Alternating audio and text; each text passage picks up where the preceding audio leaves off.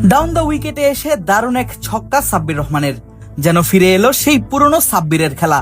তবে আম্পায়ার সেই 6কে করেন বাতিল, কেননা তিনি আগেই দিয়েছিলেন ডেড বলের ঘোষণা। আর এতেই যেন মোমেন্টামটা হারান সাব্বির রহমান। দুটি বাউন্ডারি হাঁকালেও বড় করতে পারেননি নিজের ইনিংসটা। শুধু সাব্বির নন, মালয়েশিয়ার বিপক্ষে নিজেদের প্রথম টি-20 ম্যাচে জ্বলে উঠতে পারেননি বাংলাদেশ হাই পারফরমেন্স বা এইচপি দলের কোনো ব্যাটারি। তবে আব্দুল গাফার সাকলাইনের বিশাল 3 ছক্কা আর অধিনায়ক মেহরাব ওহিনের দায়িত্বশীল ইনিংসে ভর করে বাংলাদেশ পায় চ্যালেঞ্জিং এক সংগ্রহের দেখা। দুজনের 52 রানের জুটি বাঁচায় ঘরের মাঠে বাংলাদেশের মান। টসে জিতে আগে বল করার সিদ্ধান্ত নেয় মালয়েশিয়া, ব্যাটিং এ পাঠায় বাংলাদেশ এইচপি কে।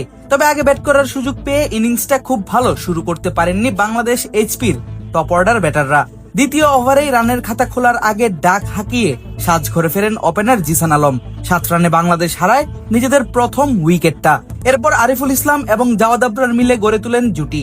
তবে সেই জুটিও লম্বা হওয়ার আগেই আরিফুল সাজ ঘরে ফেরেন পাওয়ার প্লের শেষ ওভারে দলীয় 41 রানে। আরিফুল প্যাভিলিয়নে ফেরেন নামের পাশে 15 রান নিয়ে। 2 উইকেট হারিয়ে পাওয়ার প্লের 6 ওভার শেষে বাংলাদেশের সংগ্রহ দাঁড়ায় 50 রানের। 8ম ওভারের প্রথম বলেই সফট ডিসমিসাল উপহার দেন জাওয়াদ আবরার। দারুণ ব্যাটিং দেখানো এই ওপেনার লম্বা করতে পারেননি নিজের ইনিংসটা। আউট হন 18 বলে 28 রানের ইনিংস খেলে, যেখানে তার স্ট্রাইক রেট ছিল 155। দলকে বড় রানের সংগ্রহ এনে দেওয়ার দায়িত্বটা এরপর এসে পড়ে সাব্বির রহমানের উপর। উইকেট কিপার ব্যাটার প্রীতমের সঙ্গে গড়ার চেষ্টা করেন জুটি। তবে 9ম ওভারে সীমানায় ক্যাচ দিয়ে আউট হন প্রীতমও। এরপর অধিনায়ক এস.এম. মেহরাব নেমে বাউন্ডারি হাঁকিয়ে খুলেন নিজের রানের খাতা। বাউন্ডারি হাঁকাতে থাকেন সাব্বির রহমানও। তবে সাব্বিরও কাজে লাগাতে পারেননি বড় ইনিংস খেলার সুযোগ। স্লোয়ার বলে বোলারের হাতেই ক্যাচ দিয়ে সাব্বির ফেরেন 12 বলে 14 রান করে। শেষমেশ ইনিংসের মাঝামাঝিতে অর্থাৎ 10 ওভার শেষে বাংলাদেশের সংগ্রহ দাঁড়ায় 5 উইকেট হারিয়ে 75 রান। 10 ওভারেই 5 উইকেট হারিয়ে বিপদে পড়া বাংলাদেশ এরপর খেলা শুরু করে দেখে শুনে। 22 গজে থাকা 2 ব্যাটার মেহরাব এবং সাকলাইন খেলতে থাকেন স্ট্রাইক রোটেট করে। সময়ে সময়ে আসে বাউন্ডারি আর ওভার বাউন্ডারির মারও।